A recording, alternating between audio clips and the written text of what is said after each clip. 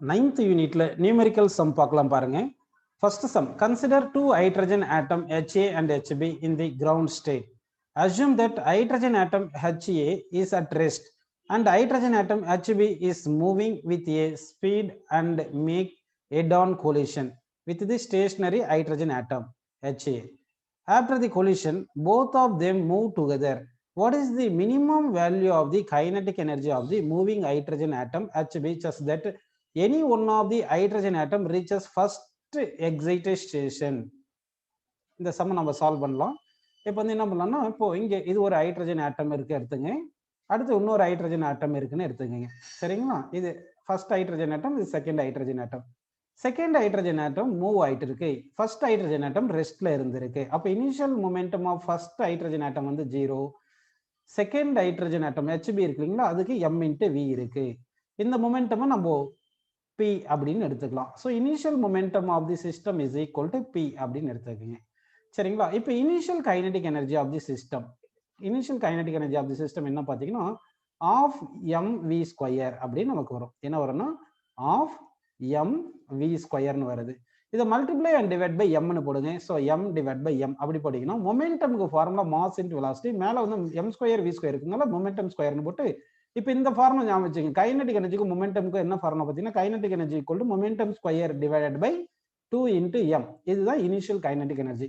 இங்க கொலிஷன் நடக்கும்போது என்ன ஆகுதுன்னு பாத்தீங்கன்னா, ஆஃப்டர் கொலிஷன் வந்து இந்த ரெண்டுமே ஸ்டிக் டுகெதரா இப்படி மூவ் ஆகுது அப்படின்னு நம்ம எடுத்துக்கலாம். டுகெதரா மூவ் ஆகுதுன்னு கொடுத்துருக்காங்க.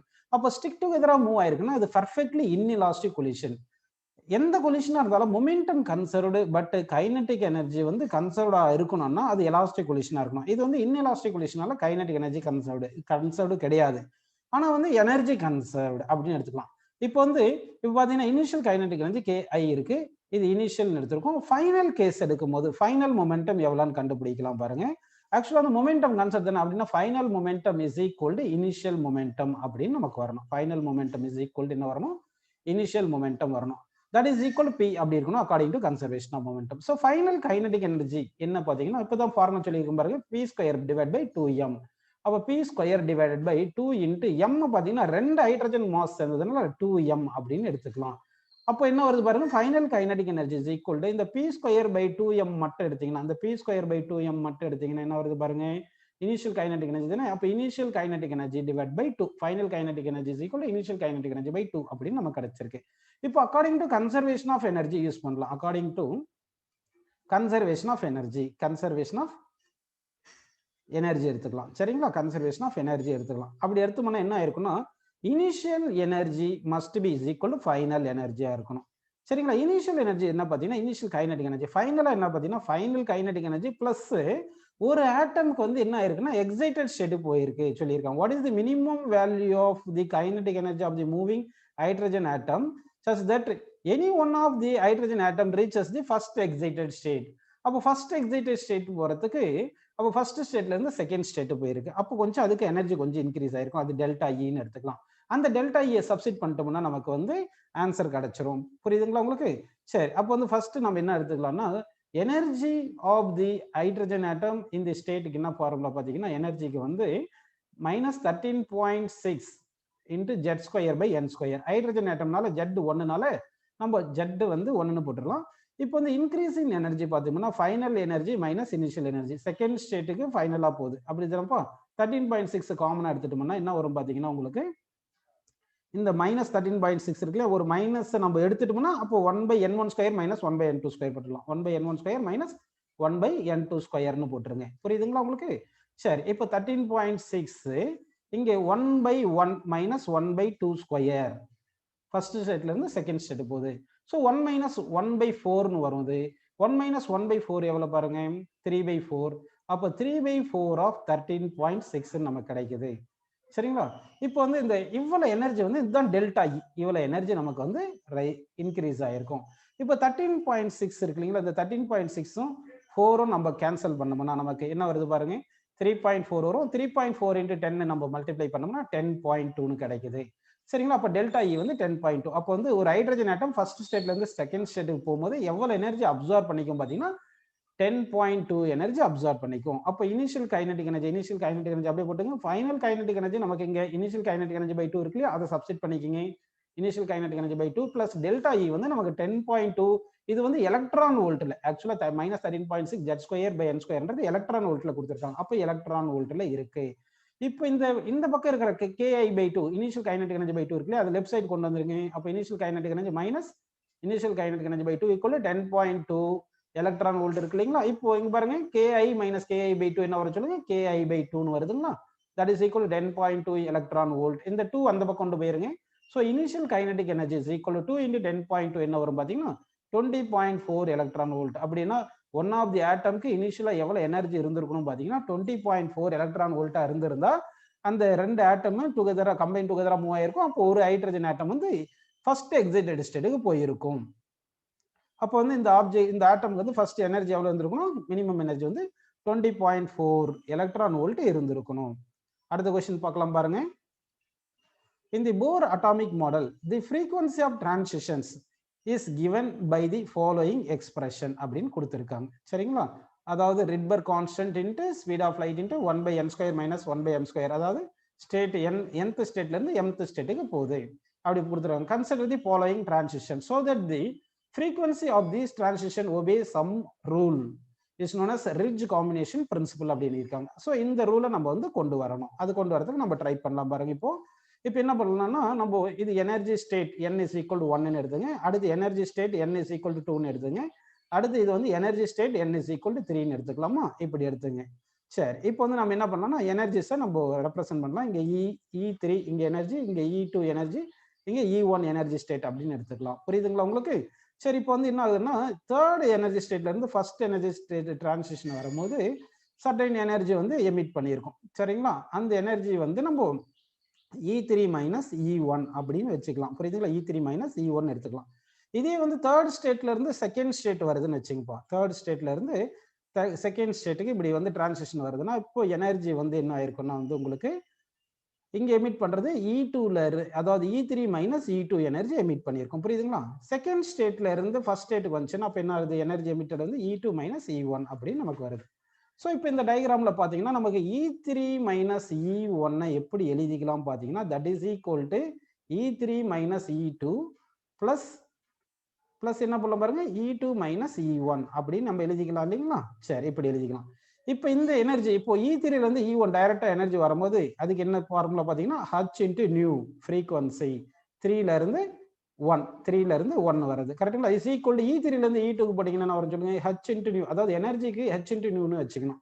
இங்க எமிட் பண்ண ஃப்ரீக்வன்சி, அதாவது தேர்ட் ஸ்டேட்ல இருந்து ஃபர்ஸ்ட் ஸ்டேட்டுக்கு வரும்போது எமிட் பண்ற ஃப்ரீக்வன்சி இந்த ஃப்ரீக்வன்சி 3 to 1 வருது. அதே மாதிரி தேர்ட் ஸ்டேட்ல இருந்து செகண்ட் ஸ்டேட்டுக்கு வர எமிட் பண்ற ஃப்ரீக்வன்சி வந்து நமது 3 to 2 வருது. அதே மாதிரி செகண்ட் ஸ்டேட்ல இருந்து ஃபர்ஸ்ட் ஸ்டேட்டுக்கு வரும்போது எமிட் பண்ற ஃப்ரீக்வன்சி வந்து செகண்ட் ஸ்டேட் ஃபர்ஸ்ட் ஸ்டேட் அப்படி வருது. புரியுதுங்களா? அப்போ செகண்ட் கேஸ்ல பாருங்க இங்க E3 மைனஸ் E2 இருக்கு இல்லைங்களா, இங்க எவ்வளவு எனர்ஜி பாத்தீங்கன்னா h நியூ வந்து ஃப்ரீக்வன்சி வந்து 3, இங்க 3ல இருந்து 2க்கு எமிட் பண்றது 3 to 2 அப்படின்னு வருது. பிளஸ்ன்னு போட்டுட்டு இங்க செகண்ட் ஸ்டேட்ல இருந்து ஃபர்ஸ்ட் ஸ்டேட்டுக்கு வரும்போது பிளாங்க்ஸ் கான்ஸ்டன்ட் ஃப்ரீக்வன்சி வந்து செகண்ட் ஸ்டேட்ல இருந்து ஃபர்ஸ்ட் ஸ்டேட் எமிட் பண்றது. இங்க பிளாங்க்ஸ் கான்ஸ்டன்ட் காமனா கேன்சல் பண்ணிருங்க. அப்போ frequency emitted when radiation takes place from third state to first state is equal to sum of the frequencies emitted when transition takes place from second state, third state to second state plus second state to first state அப்படின்னு நமக்கு கிடைக்குது. Next sum பார்க்கலாம் பாருங்க. A hydrogen atom is excited by radiation of wavelength 97.5 nanometer அப்படின்னு கொடுத்திருக்காங்க.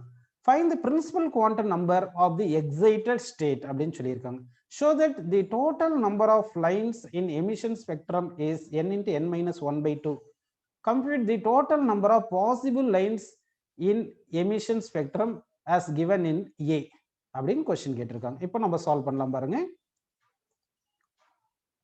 இப்போ வந்து நமக்கு என்ன கொடுத்துருக்காங்கன்னா வேவ் லென்த் வந்து பார்த்தீங்கன்னா 97.5 நேனோமீட்டர், அப்போ 10⁻⁹ மீட்டர் அப்படின்னு நம்ம எடுத்துக்கலாம். புரியுதுங்களா அது?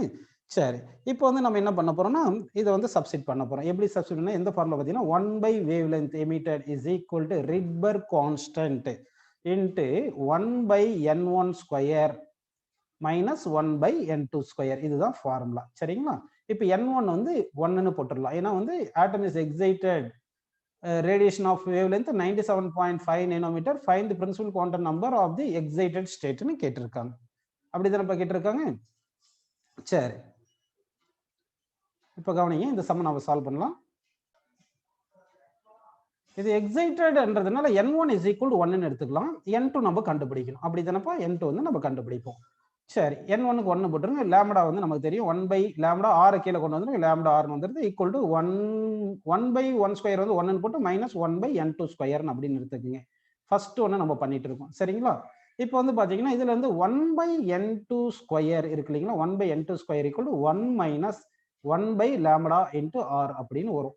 இங்க வந்து இதுக்கு நம்ம சப்ஸ்டிட் பண்ணோம்னா 1 minus 1 by லாம்டா வந்து பாருங்க 97.5 into 10 power minus 9 into r. r வந்து என்ன சொல்லுங்கப்பா, ரிட்பர்க் கான்ஸ்டன்ட். ரிட்பர்க் கான்ஸ்டன்ட் அப்ராக்சிமேட்டா நான் 1.09 அப்படி எடுத்துக்கிறேன். இன்னும் டெசிமல்ல நிறைய கொடுத்துருப்பாங்க புக்ல. into 10 power 7. இப்போ இதை வந்து 1 by இது ரெண்டுத்தையும் மல்டிப்ளை பண்ணிட்டு அப்புறம் 1 by ரெசிப்ரோக்கல் எடுத்துட்டு அது 1 மைனஸ் சப்ஸ்டிட் பண்ணிட்டீங்கன்னா உங்களுக்கு கிடைக்குது 1 by n2 ஸ்கொயர் வரும். அதுக்கப்புறம் ரெசிப்ரோக்கல் எடுத்தீங்கன்னா n2 square is equal to உங்களுக்கு என்ன வரும்னு பாத்தீங்கன்னா 16 கிடைக்கும். இதுல இருந்து ரூட் எடுத்துட்டீங்கன்னா n2 இஸ் ஈக்குவல் டு 4 அப்படின்னா ஃபர்ஸ்ட் ஸ்டேட்ல இருந்து ஃபோர்த் ஸ்டேட்டுக்கு போயிருக்கு. அப்போ 90 அதாவது 16 பாயிண்ட் சம்திங் வந்திருக்கும். நம்ம அப்ராக்சிமேட்டா 16 எடுத்துட்டு n2 is equal to 4ன்னு போட்டுட்டோம். சரிங்களா? அப்போ ஃபோர்த் ஸ்டேட்டுக்கு போயிருக்கு. கிரவுண்ட் ஸ்டேட்ல இருந்து எக்ஸைட்டட் ஸ்டேட் ஃபோர்த் ஸ்டேட்டுக்கு போயிருக்கு. அடுத்து என்ன சொல்றாங்கன்னா பாருங்க, இப்போ வந்து நமக்கு ஒரு டிரான்சிஷன் நடக்குது. அதாவது வந்து இப்போ நம்பர் ஆஃப் ஸ்டேட்ஸ் இருக்குன்னு வச்சுங்க. இந்த மாதிரி நம்பர் ஆஃப் ஸ்டேட்ஸ் இருக்கு. இப்படி நம்பர் ஆஃப் ஸ்டேட்ஸ் இருக்கும்போது டிரான்சிஷன் நடக்கும்போது எக்ஸைட்டட் ஸ்டேட்ல இருந்து கிரவுண்ட் ஸ்டேட்டுக்கு வரும்போது என்ன ஆகும்னா உங்களுக்கு இப்போ இப்படி இந்த ரேடியேஷன் இப்படி வந்தா இதுக்கு ஒரு ரேடியேஷன்ஸ் வந்திருக்கும். இங்க இருந்து இங்க இந்த ஸ்டேட்டுக்கு வரதுக்கு ஒரு ரேடியேஷன்ஸ், இங்க இருந்து இப்படி வரும்போது ஒரு ரேடியேஷன், அந்த மாதிரி டிஃபரெண்ட் ரேடியேஷன்ஸ் நடக்குது இல்லைங்களா? அப்ப எத்தனை ரேடியேஷன்ஸ் நடக்கும் அப்படின்னு கேட்டிருக்காங்க. அப்போ வந்து எத்தனை எமிஷன் ஸ்பெக்ட்ரம் கிடைக்கும் கேட்டிருக்காங்க. அதாவது எத்தனை எமிஷன் ஸ்பெக்ட்ரம் கிடைக்கணும்னா நம்ம ரெண்டு ஸ்டேட் எடுத்துக்கணும். ரெண்டு ஸ்டேட், சப்போஸ் இது example n is equal to 4, இது n is equal to 3, இது n is equal to 2, இது n is equal to 1 எடுத்தோம்னா 4 to 1 வந்து அது ஒரு எமிஷன் ஸ்பெக்ட்ரம். 4 to 3 வந்து அடுத்து 3 to 2 வந்து அடுத்து 2 to 1 வந்துச்சுன்னா அதெல்லாம் டிஃபரெண்ட் ஸ்பெக்ட்ரம் கிடைக்கும் இல்லைங்களா? அந்த மாதிரி எத்தனை ஸ்பெக்ட்ரம் கிடைக்கும்னா n into n minus 1/2 எப்படி சொல்றாங்கன்னா நமக்கு ஒரு எமிஷன் நடக்கணும்னா 2 ஸ்டேட்டை நம்ம செலக்ட் பண்ணிக்கணும், ரெண்டு ஸ்டேட்ஸை செலக்ட் பண்ணிக்கணும். அப்போ ஃபர்ஸ்ட் ஸ்டேட் செலக்ட் பண்றதுக்கு எத்தனை வேஸ் இருக்கு பாருங்க. இந்த n ஸ்டேட்ஸ்ல இருந்து ஏதாவது ஒரு வே செலக்ட் பண்ணலாம். அப்போ n வேஸ்ல செலக்ட் பண்ணிக்கலாம். இப்போ செகண்ட் ஸ்டேட்டை செலக்ட் பண்றதுக்கு எத்தனை வேஸ்ல செலக்ட் பண்ணிருக்கலாம் பாருங்க. ஆல்ரெடி ஒரு ஸ்டேட்டை ஃபிக்ஸ் பண்ணிட்டாங்க. n ஸ்டேட்ஸ்ல இருந்து ஒரு ஸ்டேட்டை செலக்ட் பண்றது n வேஸ். அப்போ ஒரு ஸ்டேட் செலக்ட் பண்ணியாச்சு. அதை விட்டுட்டோம்னா மித்த n-1 ஸ்டேட் இருக்கு இல்லைங்களா? அந்த n-1 ஸ்டேட்ல இருந்து ஒரு வே செலக்ட் பண்ணிக்கலாம். அப்போ n-1. அப்போ n into n-1 வேஸ்ல வந்து நம்ம செலக்ட் பண்ணலாம். செலக்ட் பண்ணிட்டீங்கன்னா இப்போ சப்போஸ் எக்ஸாம்பிள் வந்து இதுல வந்து 4ல இருந்து 1ன்னு எடுத்துங்க. அப்போ 4ல இருந்து 1 வரது ஒன்று இருக்கும், 1ல இருந்து 4 வரதுன்னு ஒன்று இருக்கும். புரியுதுங்களா? அப்போ 4ல இருந்து 1 வரதா இருந்தா அது எமிஷன் ஸ்பெக்ட்ரம், 1ல இருந்து 4 போனா அது அப்சார்ப்ஷன் ஸ்பெக்ட்ரம் வரும். நமக்கு எமிஷன் ஸ்பெக்ட்ரம் தானே வரும். அப்படின்னு n into n-1 வேஸ்ன்றது இது emission spectrum plus absorption spectrum எல்லாமே வந்திருக்கும். எத்தனை எமிஷன் ஸ்பெக்ட்ரம்ஸ் வந்திருக்கோ அத்தனை அப்சார்ப்ஷன் ஸ்பெக்ட்ரமும் வரும். நமக்கு எமிஷன் ஸ்பெக்ட்ரம் மட்டும் வேணுன்றதுனால by 2ன்னு போட்டுக்கலாம். ஸோ அதனால n into n-1 divide by 2 ways வருது. இதை மேத்தமெட்டிக்ஸ்ல NC2 ஃபார்முலான்னு சொல்லியிருப்பாங்க. NC2 equal to n into n-1 into 2ன்னு அப்படி மேக்ஸ்ல சொல்லிடுவாங்க. ஸோ அதனால நமக்கு இப்போ எக்ஸைட்டட் ஸ்டேட் வந்து ஃபோர்த் ஸ்டேட்ல இருக்குன்னு வச்சுங்க. அப்போ வந்து எத்தனை எமிஷன் ஸ்பெக்ட்ரம் வந்திருக்குன்னா இதுல இந்த ஃபார்முலா சப்ஸ்டிட் பண்ணிடலாம். அப்போ செகண்டுக்கு வந்து என்ன பண்ணிடலாம் பாருங்க, n is equal to 4 போட்டீங்கன்னா அப்போ இந்த number of emission spectrums is equal என்ன போடலாம்னா n into n-1/2 தானே, n-க்கு 4 போடுங்க, into 4 - 1 டிவைட் பை 2ன்னு போட்டுங்க. சரிங்களா? Number of emission spectrum. சரிங்களா? இந்த 4 into 2 கேன்சல் பண்ணா 2 வருது. 4 - 1 வந்து 3, 3 into 2 வந்து நமக்கு 6 கிடைக்குது. So 6 emission spectrums R possible when excited state வந்து ஃபோர்த் ஸ்டேட்டா இருந்தா.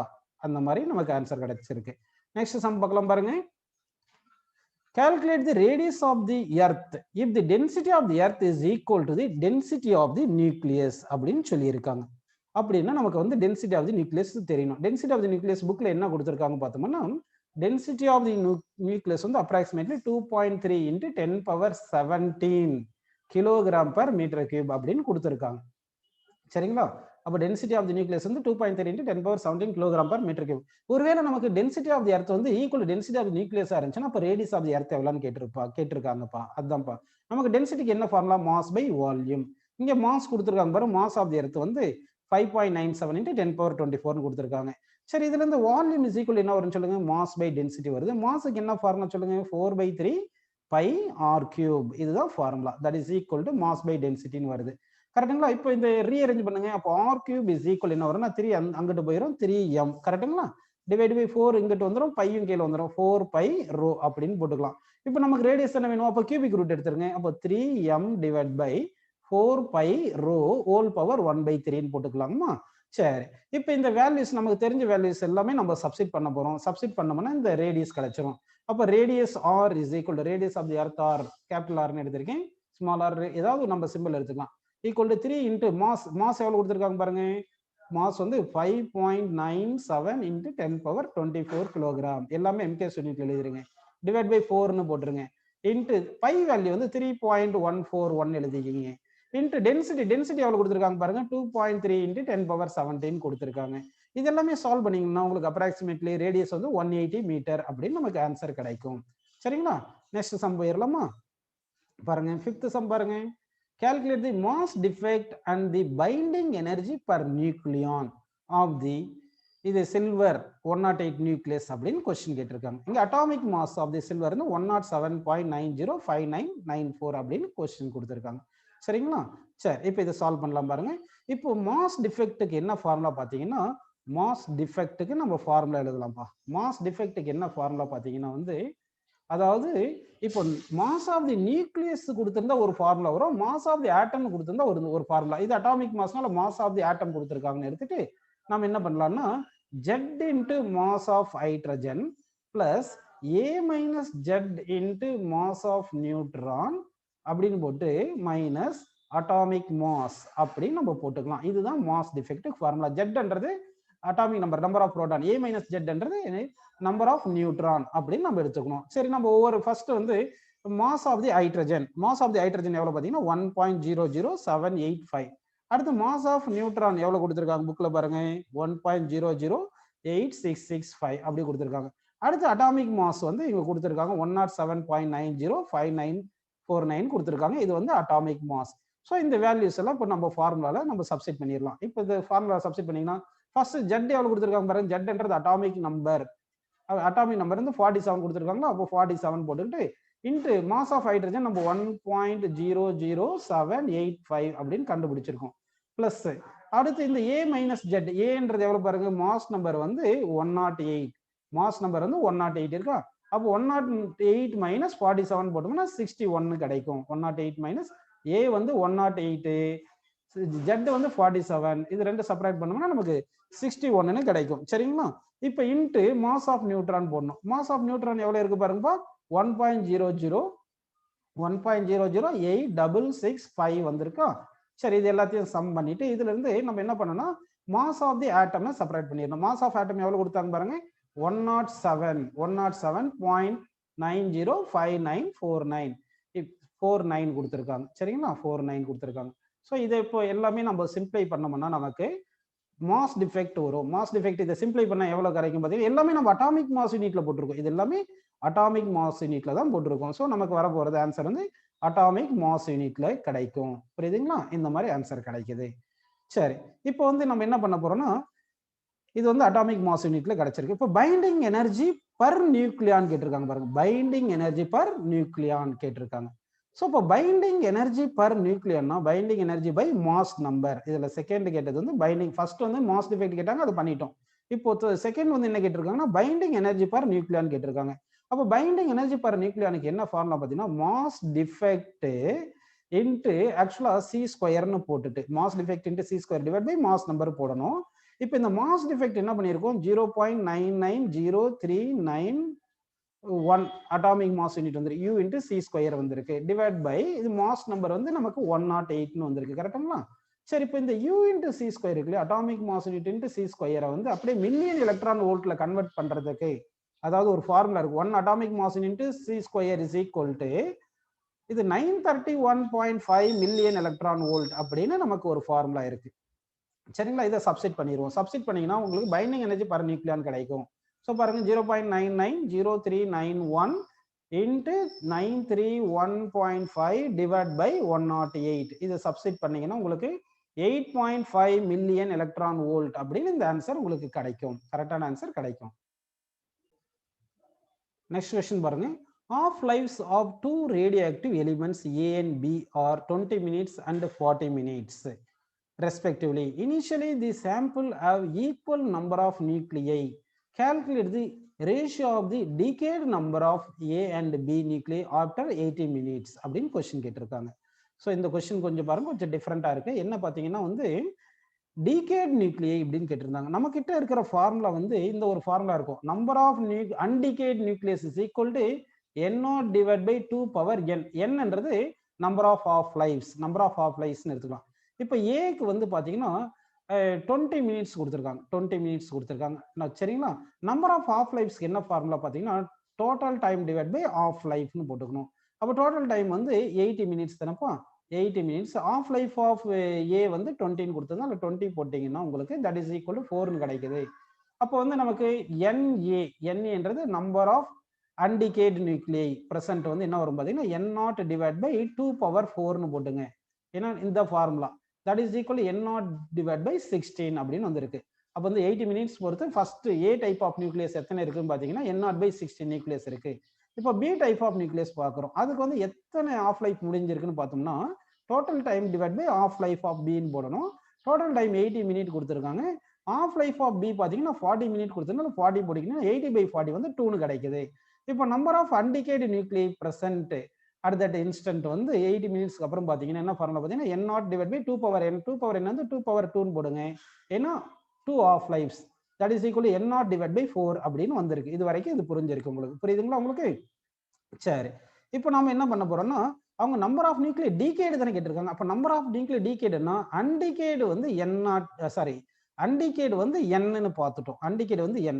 அப்போ டீகேடு வேணும்னா மொத்த நம்பர்ல இருந்து எத்தனை அன்டிகேட் இருக்கோ அதை செப்பரேட் பண்ணிடணும். So total number of nucleus minus number of nucleus undecayed தான் நமக்கு என்ன வருது பார்த்தீங்கன்னா நம்பர் ஆஃப் நியூக்ளியஸ் டிகேடுன்னு வருது, புரியுதுங்களா? ஸோ N0 மைனஸ் n தான் வந்து நம்பர் ஆஃப் நியூக்ளியஸ் டிகேட் அப்படின்னு வரும்.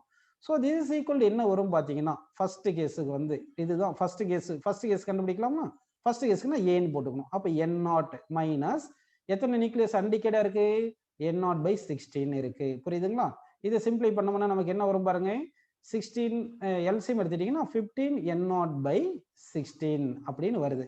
அடுத்து வந்து செகண்ட் கேஸுக்கு வந்து பார்த்தீங்கன்னா பி நியூக்ளியஸ் பார்த்தீங்கன்னா எத்தனை அன்டிகேட் பார்த்தீங்கன்னா total number of nucleus minus number of nucleus undecayed போட்டோம்னா மொத்தம் N0 இருந்திருக்கு. நம்பர் ஆஃப் நியூக்ளியஸ் வந்து அன்டிகேட் வந்து பார்த்தீங்கன்னா N0 பை 4 வருது இல்லையா? அப்போ N0 பை 4 போட்டுருங்க. இதே இப்போ எல்சிஎம் எடுத்தோம்னா என்ன வருது பாருங்க, 3 N0 பை 4 வருது, சரிங்களா? இப்போ வந்து நமக்கு என்ன கேட்டிருக்காங்க, ratio of the decayed nucleus. இப்போ டிகேடு நியூக்ளியஸ் தான் இப்போ நம்ம கண்டுபிடிச்சிருக்கோம். இது ஈக்குவேஷன் 1 ஈக்குவேஷன் 2 கண்டுபிடிச்சது, சரிங்களா? இப்போ ஈக்குவேஷன் 1 டிவைட் பை ஈக்குவேஷன் 2 போட்டோம்னா ரேஷியோ ஆஃப் தி இது வேணா நம்ம என்ன பண்ணலாம்னா n டேஷ்னு வச்சுங்க. n டேஷ்ன்றது நம்பர் ஆஃப் நியூக்ளியஸ் அன்டிகேட், இது ஏக்கு இது வந்து பிக்கு அப்படின்னு எடுத்துக்கோங்க. அப்போ NA டேஷ் பை NB டேஷ்ன்றது number of nucleus of A, number of elements of A and B decayed அப்படின்னு வருது. தட் இஸ் ஈக்குவல் என்ன வருது பாருங்க, 15 N0 by 16 divide by 3 N0 by 4 அப்படின்னு வருதா? இப்போ வந்து நம்ம கேன்சல் பண்ணலாம். எதை கேன்சல் பண்ணலாம் பாருங்க. இப்போ N0 கேன்சல் பண்ணிடுங்க. 15ம் 3யும் கேன்சல் பண்ணுங்க. 5 டைம்ஸ் 5 3s are 15 வந்துருது. அடுத்து 16ம் இந்த 4ம் கேன்சல் பண்ணுங்க, இங்க 4 டைம்ஸ் வந்துருது. அப்போ 5 டிவைடட் பை 4ன்னு இருக்கு, புரியுதுங்களா? ஸோ 5:4 அப்படின்னு நமக்கு ஆன்சர் கண்டுபிடிச்சிருக்கு. அப்போ number of decayed nucleus of A:B வந்து 5:4 நம்ம கிடைச்சிருக்கு. அடுத்த கொஸ்டின் பார்க்கலாம் பாருங்க. On your birthday, you measure the activity of the sample bismuth 210, which has a half-life of 5.01 days. The initial activity that you measure is 1 microcurie. What is the approximate activity of the sample on your birthday? On your next birthday. Calculate the decay constant. The mean life கண்டுபிடிக்க சொல்லியிருக்காங்க. அடுத்து initial number of atoms கண்டுபிடிக்க சொல்லியிருக்காங்க. இப்போ ஒவ்வொன்றா நம்ம solve பண்ணலாம் பாருங்க. இப்போ வந்து ஃபர்ஸ்ட் நம்ம சால்வ் பண்ணலாம். ஃபர்ஸ்ட் என்ன பண்ணலாம்னா இவங்க என்ன கொடுத்துருக்காங்க பாருங்க, ஆஃப் லைஃப் கொடுத்துருக்காங்க. ஆஃப் லைஃப் ஆஃப் பிஸ்மத் வந்து 5.01 டேஸ் அப்படின்னு கொடுத்துருக்காங்க, கரெக்டுங்களா? சரி, இது இனிஷியல் ஆக்டிவிட்டி வந்து R0, இனிஷியல் ஆக்டிவிட்டி வந்து 1 மைக்ரோக்யூரின்னு கொடுத்துருக்காங்க. After 1 year what is the next பர்த்டேனா 1 இயர் கழிச்சு தான் நமக்கு கேட்டிருக்காங்க. ஃபர்ஸ்ட் வந்து என்ன கேட்டிருக்காங்கன்னா after 1 year what is the activity கேட்டிருக்காங்க. அப்போ டைம் எவ்வளவு சொல்லுங்க 365.25 டேஸ் அப்படின்னு எடுத்துக்கலாம். அப்ராக்சிமேட்டா நம்ம என்ன பண்ணலாம் 365 டேஸ்னு எடுத்துக்கலாம். புரியுதுங்களா? அப்போ வந்து ஆக்டிவிட்டிக்கு என்ன ஃபார்முலா பார்த்தீங்கன்னா initial activity divide by 2 power n அப்படின்னு நமக்கு இருக்கு. என்னன்றது என்ன பார்த்தீங்கன்னா நம்பர் ஆஃப் ஆஃப் லைஃப்ஸ். என்னன்றது நம்பர் ஆஃப் ஆஃப் லைஃப்ஸ். அப்போ நம்பர் ஆஃப் ஆஃப் லைஃப்ஸ்க்கு என்ன ஃபார்முலா பாருங்க total time divided by half life period. Total time எவ்வளோ 365 days divide by half life எவ்வளோ 5.01. எல்லாமே டேஸ்லேயே போட்டோம். ஏன்னா அவங்களே டேஸ்ல கொடுத்துருக்காங்க, நம்மளும் 365 டேஸ்லேயே போட்டோம். ஸோ இது சப்ஸ்டிட் பண்ண போகிறோம். அப்போ R is equal to R naught வந்து 1 மைக்ரோ கியூரி டிவைட் பை போட்டு 2 பவர் என்ன போடும் பாருங்க 2 பவர் n வந்து 365 டிவைட் பை 5.01. இதை சிம்பிளை பண்ணோம். இதை சிம்பிளை பண்ணோம்னா உங்களுக்கு என்ன கிடைக்கும் பார்த்தீங்கன்னா 10 பவர் மைனஸ் 22 மைக்ரோ கியூரி அப்படின்னு நமக்கு கிடைக்கும். 10 பவர் மைனஸ் 22 மைக்ரோ கியூரின்னு இந்த ஆக்டிவிட்டி அப்படியே நமக்கு கிடைக்கும். இப்போ இதுல செகண்ட் கண்டுபிடிக்கலாம் பாருங்க. செகண்ட் என்ன கேட்டிருக்காங்க பாருங்க what is calculate the decay constant அப்படின்னு கேட்டிருக்காங்க. அப்போ decay constant லாம்டா. லாம்டாக்கு என்ன ஃபார்முலா பார்த்தீங்கன்னா 0.693 டிவைட் பை ஆஃப் லைஃப். சரிங்களா? அப்போ lambda is equal to 0.693 divide by half life எவ்வளவு கொடுத்தாங்க பாருங்க 5.01 டேஸ். ஆனா இது பர் செகண்ட்ல கொடுத்துருக்காங்க இல்லையா? அப்போ 1 டேவை வந்து நம்ம செகண்ட்ல மாற்றணும். அப்போ 5.01 இன்ட்டு ஒரு டே வந்து எத்தனை செகண்ட்ஸ் பாருங்கன்னா 86,400 செகண்ட் அப்படின்னு நம்ம மாத்திக்கணும். ஒரு டேன்றது 24 ஹவர்ஸ். 24 ஹவர்ஸ்ன்றது 24 into 60 minute. 60 மினிட்ன்றது 60 செகண்ட் வரும். அப்போ 24 இன்ட்டு அதாவது 1 டே இஸ் ஈக்குவல் டு நம்ம 24 ஹவர்ஸ் இன்ட்டு ஹவர்ஸ் மினிட்டா மாத்துறது 60, மினிட் செகண்டா மாத்துறது 60. இப்படி மல்டிப்ளை பண்ணா these many seconds is known as 1 day, that is 86,400 வரும். இதை சிம்பிளை பண்ணோம்னா நமக்கு ஆன்சர் வந்து அப்ராக்சிமேட்லி 1.6 இன்ட்டு 10 பவர் மைனஸ் 6 வரும். இதுக்கு வந்து செகண்ட்ல தானே மாத்திட்டோம், ஸோ பர் செகண்ட் அப்படின்னு நமக்கு கிடைச்சிருக்கு. அடுத்து வந்து தேர்ட் ஒன்று கண்டுபிடிக்கலாம் பாருங்க. தேர்ட் பாருங்க என்ன கேட்டிருக்காங்க மீன் லைஃப். ஆனால் ஆன்சர் டேஸ்லேயே கொடுத்ததுங்களா அப்படியே டேலேயே கண்டுபிடிச்சிடலாம். புரியுதுங்களா? அப்போ வந்து இப்போ என்ன கண்டுபிடிக்க போகிறோம் மீன் லைஃப். மீன் லைஃபுக்கும் ஆஃப் லைஃபுக்கும் என்ன ரிலேஷன் அப்படின்னு பார்க்கலாம். சரிங்களா? இப்போ மீன் லைஃப் அதாவது மீன் லைஃப் ஈக்குவல் டு என்ன வரும்னா ஆஃப் லைஃப் டிவைட் பை 0.693 வரும். அப்போ ஆஃப் லைஃப் அப்படியே சப்ஸ்டிட் பண்ணுங்க 5.01 டிவைட் பை 0.693 டேஸ்லேயே சப்ஸ்டிட் பண்ணதுனால நமக்கு ஆன்சர் டேஸ்லேயே வந்துடும். ஸோ இதை சால்வ் பண்ணால் 7.23 டேஸ் அப்படின்னு நமக்கு ஆன்சர் கிடைக்கும். சரிங்களா? நெக்ஸ்ட் வந்து நம்ம ஃபோர்த் ஒன்று சால்வ் பண்ணலாம் பாருங்க. ஃபோர்த் ஒன்று என்ன கொடுத்துருக்காங்கன்னா இனிஷியல் நம்பர் ஆஃப் ஆட்டம்ஸ் அப்படின்னு கேட்டிருக்காங்க. இனிஷியல் நம்பர் ஆஃப் ஆட்டம்ஸ் கேட்டிருக்காங்க. சரி, அப்போ ஆக்டிவிட்டிக்கு என்ன ஃபார்முலா பார்த்தீங்கன்னா இனிஷியல் ஆக்டிவிட்டிக்கு lambda into initial number of atoms, இதுதான் ஃபார்முலா. சரிங்களா? இதுல இருந்து நம்ம என்ன கண்டுபிடிக்கணும்னா initial number of atom is equal to initial activity divide by lambda அப்படின்னு போட்டுக்குங்க. அப்போ இனிஷியல் ஆக்டிவிட்டி எவ்வளவு கொடுத்துருக்காங்க நமக்கு கியூரியில கொடுத்துருக்காங்க. அதை வந்து நம்ம என்ன பண்ணணும்னா வந்து எஸ்ஐ யூனிட் ஆஃப் ஆக்டிவிட்டி பார்த்தீங்கன்னா Becquerel. X i unit of activity வந்து Becquerel. 1 curie is equal to ஆக்சுவலா எவ்வளவுன்னு சொன்னீங்கன்னா 3.7 into 10 power 10. 3.7 into 10 power 10 Becquerel அப்படின்னு வரும். சரிங்களா? நம்ம எஸ்ஐ யூனிட்ல கன்வெர்ட் பண்ணிக்கணும். ஸோ அப்போ பண்ணும்போது ஆக்டிவிட்டி வந்து நமக்கு இனிஷியல் ஆக்டிவிட்டி 1 மைக்ரோ கியூரி தானே கொடுத்துருக்காங்க. ஒரு மைக்ரோன்றது 10 பவர் மைனஸ் 6. இந்த கியூரியை வந்து பெக்யூரலா மாத்துறதுக்கு எஸ்ஐ யூனிட்ல மாத்துறதுக்கு 3.7 into 10 power 10ல மல்டிப்ளை பண்ணிட்டு டிவைட் பை லாம்டா. லாம்டா வந்து இங்க கண்டுபிடிச்சிருக்கோம் பாருங்க 1.6 into 10 பவர் மைனஸ் 6 இருக்கு. ஸோ 1.6 into 10 பவர் மைனஸ் 6 இருக்கு. ஆல்மோஸ்ட் 10 பவர் மைனஸ் 6 கேன்சல் பண்ணோம்னா 10 பவர் 10 அப்படியே வந்துடும். இந்த 3.7 by 1.6 கேன்சல் பண்ணா நமக்கு 2.31 into 10 பவர் 10ன்னு கிடைக்குது. ஸோ இதுக்கு யூனிட் வராது, ஏன்னா நம்பர் தானே அது, நம்பர் ஆஃப் ஆட்டம்ஸ் பண்ணும்போது. ஸோ இந்த மாதிரி ஆன்சர் நமக்கு கிடைக்குது. அடுத்த கொஸ்டின் பார்க்கலாம் பாருங்க. Calculate the time required for 60% of a sample of radon undergo decay given by T of is equal to T of radon, அதாவது ஆஃப் லைஃப் ஆஃப் ரேடான் வந்து 3.8 டேஸ் அப்படி கொடுத்துருக்காங்க. சரி, இப்போ வந்து நம்ம இது டேஸ்லேயே இருக்கிறதுனால அப்படியே டைம் வந்து டேஸ்லேயே வச்சுக்கிங்க, கொஞ்சம் ஈஸியாக வந்துடும். இப்போ வந்து 60% of calculate the time required for 60% of sample decay ஆகணும். அப்போ 60% டிகே ஆயிருக்குன்னா அப்போ எத்தனை பர்சன்ட் அன்டிகேடா இருக்கு? 40% அன்டிகேட். அப்போ 40/100 n0 இருக்கும். புரியுதுங்களா உங்களுக்கு? சரி, இப்போ வந்து நமக்கு என்ன ஃபார்முலா பார்த்தீங்கன்னா number of nucleus undecayed is equal to number of initial number of nucleus into E power minus lambda T. இதுதான் ஃபார்முலா. சரிங்களா? இப்போ வந்து எண்ணுக்கு வந்து என்ன ஃபார்முலா? எண் வந்து நமக்கு 40 divide by 100 is equal to இங்க n நாட் போட்டுக்கணும். n naught 40 by 100 of n naught equal to n naught into e power minus lambda t வருது. இந்த n நாட் கேன்சல் பண்ணிடலாம்.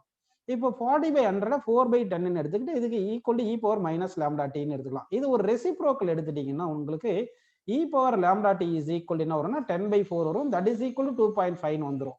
இப்போ e power lambda t is equal to 2.5 இருக்கா? இது lock எடுத்துங்க. Take lock எடுத்தீங்கன்னா logarithm எடுத்தீங்கன்னா lambda t is equal to log of 2.5. இந்த log of 2.5 என்றது பேஸ் e வரும். லாகரிதம் ஆஃப் பேஸ் e ன்னு வரும். சரிங்களா? உங்களுக்கு ஒரு ஆக்சுவலா ஒரு ரிலேஷன் இருக்கு. லாகரிதம் ஆஃப் பேஸ் e இருக்கு இல்லைங்களா? அதை வந்து நம்ம லாகரிதம் ஆஃப் பேஸ் 10 கன்வெர்ட் பண்றது என்ன பண்ணா 2.303 ன்னு அப்ராக்சிமேட்லி போட்டு இன்டு log of 10 அப்படின்னு இதுல கன்வெர்ட் பண்றது. அதாவது log x to the base e equal to base இல இருக்கிறது பேஸ் 10ல மாத்தனா 2.303 ல மல்டிப்ளை பண்ணி என்ன பண்ணணும்னா இந்த x log x பண்ணா இப்படி அதாவது log பேஸ் 10 வேல்யூ கண்டுபிடிச்சிட்டு அதை 2.303 ல மல்டிப்ளை பண்ணீங்கன்னா log பேஸ் இல உங்களுக்கு ஆன்சர் கிடைச்சிரும். புரியுதுங்களா உங்களுக்கு? சரி, இப்படி நமக்கு வந்திருக்கு. இப்போ என்ன பண்ணலாம்னா t இஸ் ஈக்குவல் என்ன வரும்னு சொல்லுங்க. நமக்கு என்ன கேட்டிருக்காங்க? டைம் தானே கேட்டிருக்காங்க. அப்ப டைம் இஸ் ஈக்குவல் என்ன வரும்னு சொல்லுங்க. இந்த லாகரிதம் மாத்திடலாம். பேஸ் 10ல மாத்திடலாமா? 2.303 இன்டு log ஆஃப் 2.5 பேஸ் 10 ன்னு போட்டுட்டு டிவைட் பை போட்டு இந்த லாம்டா போட்டுக்கணும். இந்த லாம்டான்னு போட்டுக்கிறோம். ஆக்சுவலா லாம்டாக்கு என்ன ஃபார்முலா சொல்லுங்க. Lambda is equal to 0.693 divide by T half. லாம்டாக்கு வந்து formula 0.693 divide by T half வரும். அப்படி சப்ஸ்டிட் பண்ணுங்க. 0.693 போட்டு இங்க டி ஆஃப் போட்டுக்கணும். அப்போ 2.303 into log base 10 2.5 divide by 0.693 into T half. மேல டி ஆஃப் வருது. கரெக்டுங்களா? இப்போ இந்த டி ஆஃப் வேல்யூ எவ்வளவு? 3.8 டேஸ். அப்படியே நீங்க ஆன்சர் 3.8ல இந்த வேல்யூ வந்து 3.8 அப்படியே சப்ஸ்டிட் பண்ணி மல்டிப்ளை பண்ணிருங்க டேஸ்ல. ஏன்னா ஆன்சர் வந்து நமக்கு டேஸ்ல தான் வரணும். இப்போ இது எல்லாமே நம்ம சிம்பிளை பண்ணோம்னா நமக்கு எவ்வளவு ஆன்சர் வரும் பார்த்தீங்கன்னா 5.022 டேஸ் அப்படியே நமக்கு ஆன்சர் கிடைக்கும். சரிங்களா? நெக்ஸ்ட் क्वेश्चन போயிரலாமா? Assuming that energy released by the fission of a single uranium nucleus is 200 million electron volt. Calculate the number of fission per second required to produce 1 watt power அப்படின்னு கேட்டிருக்காங்க. சரி, இது இப்போ solve பண்ணலாம். ஆக்சுவலா வந்து பவருக்கு என்ன ஃபார்முலா பார்த்தீங்கன்னா எனர்ஜி பை டைம் அப்படின்னு எடுத்துங்க. சரிங்களா? இப்போ வந்து நமக்கு டைம் வந்து எவ்வளவு சொல்லியிருக்காங்கன்னா 1 செகண்ட். அப்போ time is equal to 1 second per second அப்படின்னு சொல்லிட்டாங்க. எனர்ஜின்றது ஒரு யுரேனியம் வந்து 200 மில்லியன் எலக்ட்ரான் வோல்ட் வருதுன்னா இப்போ மொத்த எனர்ஜி வேணும்னா n யுரேனியம் நியூக்ளியஸ் வந்து ஃபிஷன் நடக்கணும். புரியுதுங்களா? அப்போ எனர்ஜி ஈக்குவல் டு ஒரு யுரேனியம் நியூக்ளியஸ் ஃபிஷன் வந்துச்சுன்னா அது 200 மில்லியன் எலக்ட்ரான் வோல்ட் எனர்ஜி வரும். 2 இன்டு 2 3 இன்டு 3 வரும். n நியூக்ளியஸ் யுரேனியம் நியூக்ளியஸ் வந்து அண்டர்கோஸ் ஃபிஷன்னா n into 200 million electron volt energy release பண்ணியிருக்கோம். 1 மில்லியன் எலக்ட்ரான் வோல்ட் ஈக்குவல் எவ்வளவு வரும்னு சொல்லுங்க. 1.6 இன்டு 10 பவர் மைனஸ் 13 ஜூல். ஜூல்ல நம்ம எஸ்ஐ யூனிட்ல மாத்திக்கலாம். அப்ப எனர்ஜி எவ்வளவு வந்திருக்கும் சொல்லுங்க. n into 200 into 1.6 into 10 power minus 13 joule அப்படின்னு போட்டுக்கலாம். புரியுதுங்களா? இப்போ இதை கொண்டு போயிட்டு நம்ம இந்த ஃபார்முலால சப்ஸ்டிட் பண்ணலாம். இப்போ பவர் எவ்வளவு கொடுத்துருக்காங்க பாருங்க. பவர் வந்து 1 வாட்னு சொல்லியிருக்காங்க. Power is equal to 1 what கொடுத்துட்டாங்க. அப்போ பவர் பிளேஸ்ல 1 வாட் சப்ஸ்டிட் பண்ணிடலாமா? அப்போ 1 இஸ் ஈக்குவல் டு எனர்ஜி வந்து n into 200 into 1.6 into 10 power minus 13 divide by 1ன்னு வருது. கரெக்டுங்களா? சரி, இப்போ வந்து n இஸ் ஈக்குவல் என்ன வரும்? Number of uranium nucleus undergoes fission to produce 1 watt power in 1 second ன்றதுக்கு இது இந்த 100 இங்க 2 into 100 2 into 1.6 3.2 போடுங்க. டிவைட் பை இந்த பக்கம் கொண்டு வந்துருக்கு 1/3.2 ன்னு வரும். இங்க வந்து என்ன இருக்கு பாருங்க 2 இங்க ஒரு 100 10 பவர் 2 இது ஒரு 10 பவர் மைனஸ் 13 10 பவர் மைனஸ் 11 இந்த பக்கம் வந்துச்சுன்னா 10 பவர் பிளஸ் 11 வந்துருது. சரி, இது 1/3.2 என்ன வரும் பாருங்க 0.3125 into 10 பவர் 11 வந்திருக்கும். சரிங்களா? இது வந்து நம்ம ஒரு டெசிமல் தள்ளி வச்சுக்கோம்னா 3.125 into 10 power 10. So these many uranium nucleus if undergo fission reaction then we can get in 1 sec அதாவது 1 watt power energy we can get அப்படின்னு நமக்கு புரியுது. நெக்ஸ்ட் क्वेश्चन பாருங்க. show that mass of radium 22688 சரிங்களா radium with an activity of 1 curie is almost a gram அப்படின்னு சொல்லியிருக்காங்க. அதாவது 1 gram substance அதாவது ரேடியம் 1 கிராம் எடுத்திருந்தோம்னா அதுக்கு ஆக்டிவிட்டி 1 curie இருந்திருக்கும் அப்படின்னு நம்ம ப்ரூவ் பண்ணணும். அதாவது நம்ம லாஸ்ட்ல ப்ரூவ் பண்றது மாஸ் வந்து 1 கிராம் வரணும் அப்படின்னு ப்ரூவ் பண்ணிடலாமா? இப்போ நமக்கு என்ன கொடுத்துருக்காங்க பாருங்க, டி ஆஃப் வந்து 1600 அப்படின்னு கொடுத்துருக்காங்க. சரி, இப்போ நம்ம என்ன பண்ணலாம்னா ஆக்டிவிட்டியும் கொடுத்துருக்காங்க. ஸோ ஆக்டிவிட்டிக்கு formula initial activity is equal to lambda into initial number of atoms. புரியுதுங்களா உங்களுக்கு? இதுல இருந்து initial number of atoms is equal to activity by lambda அப்படின்னு புரியுது உங்களுக்கு. சரி, இப்போ வந்து நமக்கு மாஸ் தானே வேணும். இப்போ n0 ஆட்டம்ஸ் இருக்குன்னு வச்சுக்கோங்க. மாஸ் ஆஃப் ஒரு ரேடியம் ஆட்டம் கிடைச்சதுன்னா n0 இன்ட்டு, அதாவது மாஸ் ஆஃப் ரேடியம் தானே நமக்கு வேணும். மாஸ் ஆஃப் ரேடியம் மொத்தம் வேணும்னா, மாஸ் ஆஃப் ரேடியம் சப்ஸ்டன்ஸ் வேணும்னா ஒரு ஆட்டமுக்கு மாஸ் வந்து நம்ம ஒரு ஆட்டமுக்கு மாஸ் வந்து m1ன்னு வச்சுக்கலாம். m1ன்னு அஸ்யூம் பண்ணிக்கிங்க. அப்போ n0 ஆட்டம்ஸ் இருக்கிறதுனால மொத்த mass of radium is equal to n0 into mass of 1 radium அப்படின்னு நம்ம போட்டுக்கலாம். புரியுதுங்களா? ஸோ இப்போ வந்து நம்ம என்ன பண்ணலாம்னா n0க்கு இந்த சப்ஸ்டிட் பண்ணியாச்சு. இப்போ மாஸ் ஆஃப் 1 ரேடியம் நம்ம கண்டுபிடிக்கணும். அதுக்கு என்ன பண்ணலாம்னா மாஸ் ஆஃப் ஒரு ரேடியம் கண்டுபிடிக்கிறதுக்கு மோலார் மாஸ் மோல் கான்செப்ட்ல போயிடலாம். எப்படின்னா இப்போ வந்து பாத்தீங்கன்னா Avogadro number of radium atoms இருக்கு இல்லைங்களா, அதனுடைய மாஸ் ஈக்குவல் டு மோலார் மாஸ்னு வரும். அப்போ வந்து இங்க மோலார் மாஸ் பாத்தீங்கன்னா 226 அப்படின்னு நம்ம எடுத்துக்கணும். அப்போ 226 கிராம்ல வந்து 226 கிராம்ல வந்து எத்தனை ரேடியம் ஆட்டம் இருக்குன்னா அவகாட்ரோ நம்பர் ஆஃப் ஆட்டம்ஸ் இருக்கும். சரிங்களா? 226 கிராம்ல வந்து அவகாட்ரோ நம்பர் ஆஃப் ரேடியம் இருக்கும். அப்போ Avogadro number of radium atom into mass of 1 radium atom is equal to 226 gram. புரியுதுங்களா? இதுல இருந்து மாஸ் ஆஃப் 1 ரேடியம் ஆட்டம் ஆக்சுவலா இதுதான் வந்து மோலார் மாஸ். ஆக்சுவலா மோலார் மாஸ் என்ன பாத்தீங்கன்னா மோலார் மாஸ் வந்து 226 கிராம். மோலார் மாஸ்ன்றது என்ன பாத்தீங்கன்னா அவகாட்ரோ நம்பர் ஆஃப் பார்ட்டிகிள் உடைய மாஸ் தான் மோலார் மாஸ். ஒரு பார்ட்டிகிள் ஒரு ரேடியம் உடைய மாஸ் வந்து m1 எடுத்துட்டோம். So Avogadro number into mass of 1 radium தான் வந்து மோலார் மாஸ். அது 226 நமக்கு கொடுத்துருக்காங்க. சரிங்களா? இப்போ வந்து என்ன பண்ணலாம்னா அந்த மாஸ் நம்பரை தான் நம்ம மோலார் மாஸ்னு எடுத்துக்கிறோம். சரிங்களா? இப்போ m1 இஸ் ஈக்குவல் என்ன வரும்னா 226 டிவைட் பை நமக்கு அவகாட்ரோ நம்பர்னு போட்டுடுறோம். புரியுதுங்களா? இப்போ இதெல்லாம் கொண்டு வர இந்த சப்ஸ்டிட் பண்றோம். n0 பிளேஸ்ல r0 பை லாம்டான்னு போடுறோம். லாம்டாக்கு வந்து ஆக்சுவலா உங்களுக்கு ஃபார்முலா தெரியும். லாம்டாக்கு என்ன ஃபார்முலா சொல்லுங்க? 0.693 டிவைட் பை டி ஆஃப் இருக்கு இல்லைங்களா, அந்த இதை அப்படியே சப்ஸ்டிட் பண்ணிருங்க. அப்போ லாம்டா பிளேஸ்ல 0.693 டிவைட் பை டி ஆஃப்னா மேல டி ஆஃப் வந்துடும். கரெக்டுங்களாப்பா? மேல டி ஆஃப் வந்துருது. இன்ட்டு m1 போடும்போது 226 டிவைட் பை அவகாட்ரோ நம்பர். நல்லா பாருங்க, இது 226 கிராம். ஆக்சுவலா இது கிராம், ஆல்ரெடி கிராம்ல இருக்கு. அப்போ நமக்கு ஆன்சர் அப்படியே 226 கிராம்ல சப்ஸ்டிட் பண்றதுனால ஆன்சரும் கிராம்லயே வந்துடும். நம்ம கிலோகிராம்ல மாத்தல. நமக்கு ப்ரூவ் பண்ண சொன்னது கிராம்ல தான் சொல்லியிருக்காங்க, அதனால அப்படியே விட்டுறோம். புரியுதுங்களா உங்களுக்கு? சரி, இப்போ இதுல எல்லா வேல்யூ நம்ம சப்ஸ்டிட் பண்ணிடலாம். சரிங்களா? சப்ஸ்டிட் பண்ணலாம் பாருங்க. இப்போ r0 வேல்யூ, r0 வேல்யூ எவ்வளவு பாத்தீங்கன்னா 1 curie. 1 curie ஆல்ரெடி உங்களுக்கு சொல்லியிருந்தோம். அதாவது SI யூனிட்ல மாத்தணும். ஆக்டிவிட்டிக்கு வந்து SI யூனிட் வந்து பெக்யூரல். 1 curie என்றது 3.7 into 10 power 10 becquerel அப்படின்னு வரும். ஸோ அப்போ ஆக்டிவிட்டி 1 curie என்றதுனால பெக்யூரல் எழுதும்போது 3.7 into 10 power 10 becquerel போட்டு டி ஆஃப் வந்து 1600 இயர்ஸும் கொடுத்துருக்காங்க. 1600 எல்லாமே SI யூனிட்ல மாத்துங்க. இங்க மாஸ் மட்டும் கிராம்ல அப்படியே இருக்கட்டும். 1600 இயர்ஸ். அப்போ இயர்ஸ் செகண்ட்ல மாத்தணும். இயர்ஸ் செகண்ட்ல மாத்தணும்னா 1 இயர் ஈக்குவல் என்ன வரும் சொல்லுங்க? 365 டேஸ். ஒரு டேன்றது என்னது? 24 ஹவர்ஸ். 24 ஹவர்ஸ் 1 ஹவர் வந்து 80 மினிட். 1 மினிட் சாரி 1 ஹவர் வந்து 60 மினிட். சரிங்களா? 1 ஹவர்ன்றது 60 மினிட் இன்ட்டு 60 செகண்ட். இல்லைன்னா சிம்பிளா என்ன பண்ணலாம்? 1 year is equal 365 days into ஒரு டே வந்து 86,400 செகண்ட் அப்படின்னு ஈஸியா போட்டுருங்க. அப்போ இங்க டேஸ்ல கொடுத்தது டி ஆஃப் வந்து டேஸ்ல இயர்ஸ்ல கொடுத்தது நம்ம டேஸ் செகண்ட்ஸ்ல மாத்துறோம். ஸோ இயர்ஸை வந்து டேஸ்ல மாத்த 365, டேஸை வந்து செகண்ட்ஸ்ல மாத்துறது 86,400 அப்படின்னு போட்டாச்சு. இன்ட்டு இது வந்து இது மொத்தமே டி ஆஃப் வேல்யூ இப்படி சப்ஸ்டிட் பண்ணியிருக்கோம். இன்ட்டு 226 போட்டாச்சு. சரிங்களா? டிவைட் பை இந்த 0.693 இருக்கு. Into Avogadro number. Avogadro number எவ்வளவு தெரியுமா? 6.02 இன்ட்டு 10 பவர் 23. இது எல்லாமே நம்ம சால்வ் பண்ணோம். அப்ராக்சிமேட்லி ஆக்சுவலி 1.13 அப்படின்னு வரும். நமக்கு அப்ராக்சிமேட்லி 1 கிராம் அப்படின்னு நம்ம எடுத்துக்கலாம்.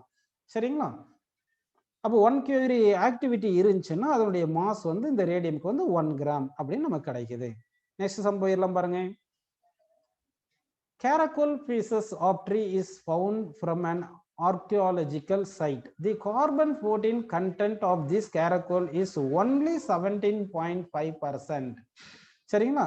That of equivalent sample of carbon from a living tree. What is the age of the tree அப்படின்னு சொல்லியிருக்காங்க. சரிங்களா? இப்போ சால்வ் பண்ணிடலாம் பாருங்க. அப்போ நமக்கு எத்தனை அன்டேக்கேடு கார்பன் 14 இருக்கு பார்த்தீங்கன்னா வந்து 17.5% தான் இருக்கு. அப்போ n is equal to 17.5 divide by 100 into n0 இப்படின்னு ஃபார்முலா வச்சுக்கலாம். இந்த கார்பன் 14க்கு வந்து கார்பன் 14க்கு டி ஆஃப் கார்பன் வந்து உங்க புக்ல எவ்வளவு கொடுத்துருப்பாங்கன்னா வந்து 5730 இயர்ஸ் 5730 இயர்ஸ்ல கொடுத்துருப்பாங்க. சரிங்களா? இதை வந்து நம்ம செகண்ட்ல மாத்தி வச்சுக்கணும். அதுக்கு எப்படி பண்ணணும்? செகண்ட்ல மாத்தனா 5730 இயரை வந்து டே மாத்துறது 365ல பண்ணிக்கிங்க. அடுத்து செகண்ட்ஸ்ல மாத்துறதுக்கு சரி தேவையில்லை, ஏன்னா நமக்கு ஆன்சர் வந்து இயர்ல தானே கொடுத்துருக்காங்க. அப்ப இயர்லயே இருந்துட்டோம், ஏன்னா இயர்ஸ்ல தானே நமக்கு வேணும். அதனால அப்படியே இயர்ஸ்லயே வச்சிருங்க. ஸோ டி ஆஃப் வந்து 5730 அப்படின்னு நமக்கு இருக்கு. நெக்ஸ்ட் அப்படியே கண்டினியூ பண்ணலாம் பாருங்க. எத்தனை 17.5% தான் அன்டிகேடா இருக்கு தெரிஞ்சிருச்சு. சரிங்களா? இப்போ வந்து நமக்கு தெரிஞ்ச ஃபார்முலா என்ன பாருங்க, n is equal to n0 e power minus lambda t. கரெக்ட்டுங்களா? இந்த ஃபார்முலா நமக்கு தெரியும். n வந்து 17.5 டிவைட் பை 100 இன்டு n0 போட்டு that is equal to n0 into e power minus lambda t போட்டுக்குங்க. இந்த n0 கேன்சல் பண்ணிருங்க. ஸோ இப்போ e power minus lambda t e power lambda t மாத்துக்கிறேன். அப்போ ரெசிப்ரோக்கல் எடுத்துடலாம். அப்போ 100 டிவைட் பை 17.5 வரும். டேக் லாகரிதம் எடுத்தீங்கன்னா lambda t is equal to logarithm of base e வரும். logarithm of base e இது 100 by 17.5 அப்படின்னு நமக்கு இருக்கும். இப்போ வந்து என்ன பண்ணலாம், lambda t into logarithm base e வந்து logarithm base 10 மாத்துறது 2.303ல மல்டிப்ளை பண்ணிட்டா log of base 10ல மாறிடும். logarithm of base 10 இன்ட்டு 100 டிவைட் பை 17.5 இது சிம்பிளை பண்ணிட்டா நமக்கு ஒரு ஆன்சர் கிடைக்கும். இப்போ வந்து நமக்கு டி ஆஃப் கொடுத்துருக்காங்க இல்லையா? இப்போ வந்து டி தானே வேணும், நமக்கு ஸ்மால் டி தானே வேணும். அந்த டி கண்டுபிடிக்கிறதுக்கு என்ன பண்ணலாம் பார்த்தீங்கன்னா, T is equal to 2.303 into log base 10 100 by 17.5 அப்படின்னு போட்டுட்டு டிவைட் பை லாம்டா போடணும். ஆனா இந்த லாம்டா வேல்யூ எவ்வளவு சொல்லுங்க, 0.693 டிவைட் பை டி ஆஃப் தானே வரும். அப்போ இந்த லாம்டா இங்க சப்ஸ்டிட் பண்ணும்போது 0.693 டிவைட் பை டி ஆஃப் மேல கொண்டு வந்திருக்கு. டி ஆஃப்னு இங்க வந்துடும். டி ஆஃப் இந்த டி ஆஃப் வேல்யூ தான் எவ்வளவு வருது சொல்லுங்க நமக்கு, 5730. Half life period of carbon வந்து 5730 இயர்ஸ்ல வருது. ஆன்சர் இயர்ஸ்ல இருக்குதுன்னா அப்படியே இயர்ஸ்லயே நம்ம வச்சுட்டோம், இயர்லயே இருக்கு. இது எல்லாமே நம்ம சிம்பிளை பண்ணுவோம். இதை சிம்பிளை பண்ணோம்னா நமக்கு ஆன்சர் என்ன வரும் பார்த்தீங்கன்னா 1.44 into 10 power 4 year. 1.44 into 10 power 4 இயர்னு நமக்கு இந்த கரெக்டான ஆன்சர் நமக்கு கிடைக்கும்.